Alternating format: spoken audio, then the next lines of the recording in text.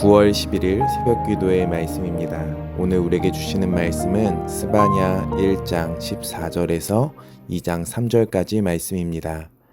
여호와의 큰 날이 가깝도다. 가깝고도 빠르도다. 여호와의 날의 소리로다. 용사가 거기서 심히 슬피 우는도다.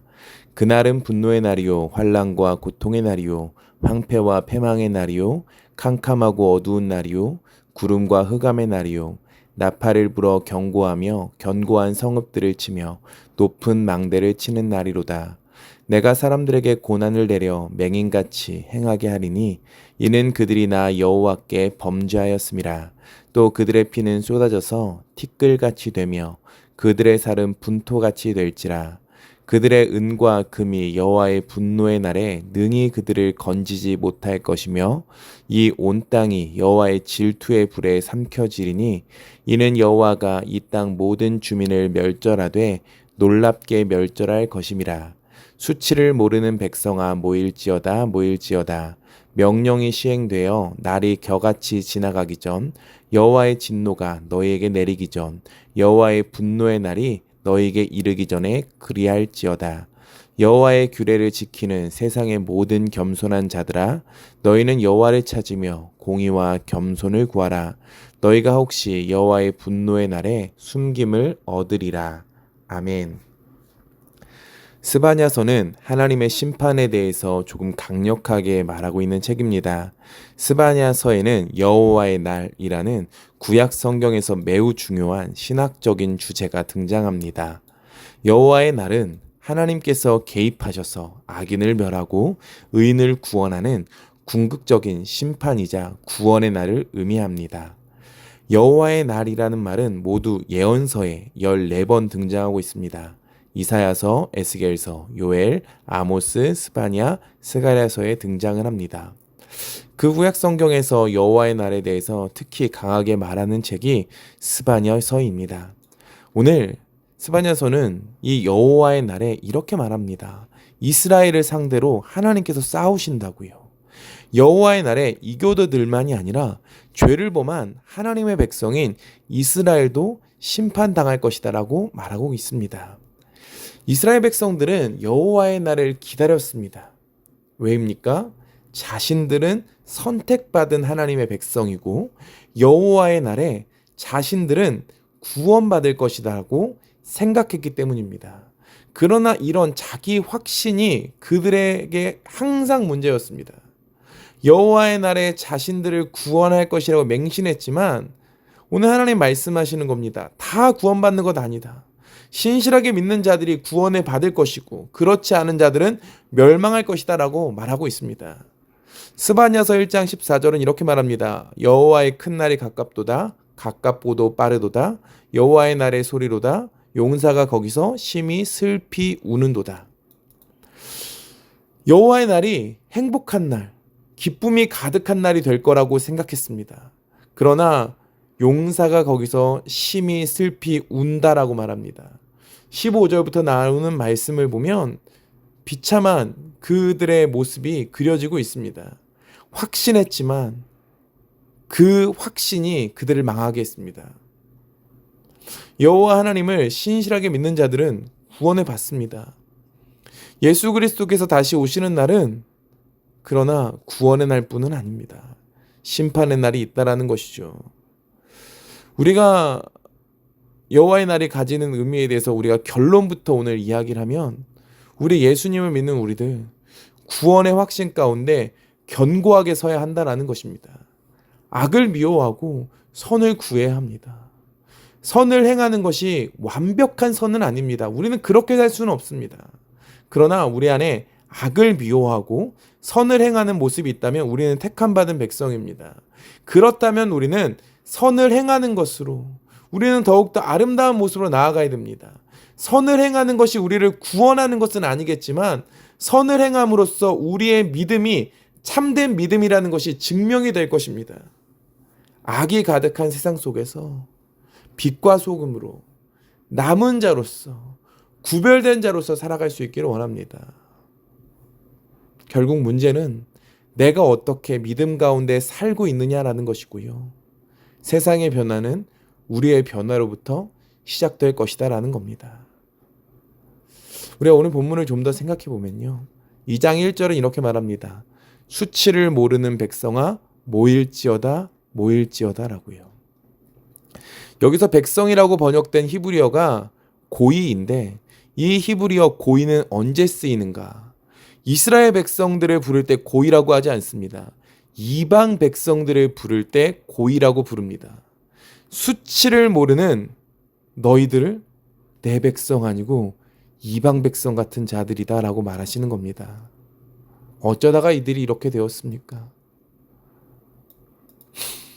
므낫세 왕이 50년을 넘게 통치했습니다. 그 말기부터 활동한 것이 스바냐입니다. 하나님을 향한, 하나님께서 하시는 므낫세 왕에 대한 평가는 가장 악한 왕 중에 하나라는 평가였습니다. 그가 정치적으로 어떤 행적을 남겼는지는 중요하지 않습니다. 하나님께 신실했는가, 말씀에 따라 통치했는가인데 하나님 앞에서 가장 최악의 왕이었습니다. 스바냐가 이 므낫세 시절을 지나며 보았던 것이 무엇입니까? 신앙적으로 부패하고 우상을 숭배하는, 하나님의 정의가 전혀 실현되지 못하는 현실을 보았던 겁니다. 제가 앞에서도 말했듯이 유대인들의 가장 치명적인 병이 뭡니까? 언약 백성이라는 정체성입니다. 이것이 감사의 조건이며 언약 백성으로서 하나님께 영광 올려드리며 하나님의 자녀로서 살아냈어야 됐습니다. 그러나 그들이 하나님을 향한 신앙으로 나아가는 것이 아니라 자신들을 직접 평가합니다.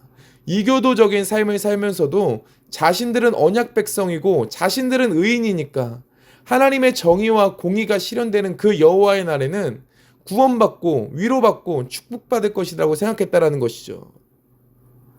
물론 이스라엘은 이런 상황 속에서 할 말이 있었습니다. 이스라엘의 위치가 많은 침략을 받을 수밖에 없는 위치에 있었습니다.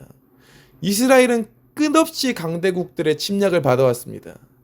이 침략을 받을 때 이 이교도적인 문화와 종교가 같이 들어옵니다. 그럼 그 이스라엘 백성들은 거기에 동화가 될 수밖에 없습니다. 이스라엘은 강대국의 침략을 받았고 문화가 동화되어지는 어려움을 겪어왔습니다. 유대인들은 이렇게 핑계댈 수 있었지요. 우리의 의지가 아니었다라는 것이죠. 우리가 일제의 식민지 생활을 할 때 창씨 계명이나 어떠한 것들이 한국 사람들의 의지와는 상관없이 이루어진 일이었습니다. 이스라엘도 말하는 겁니다. 우리가 어쩔 수 없었다라는 것이죠.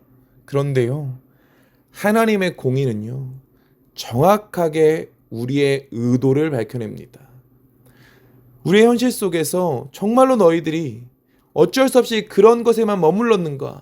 스스로 합리화하면서 신앙을 저버리고 타협한 솔직한 너희들의 모습은 없는가라는 것이죠. 양심을 버리면 손쉽게 권력과 욕망을 누릴 수 있는 그 시대에서 어떤 동기로 어떤 선택을 했는가? 이교도적인 문화에 자신의 욕망을 충족하기 위해서 선택한 것은 없었는가? 사람은 모르지만 하나님은 알고 계시다라고 하시는 겁니다. 하나님은 우리의 선택에 대해서 알고 계십니다.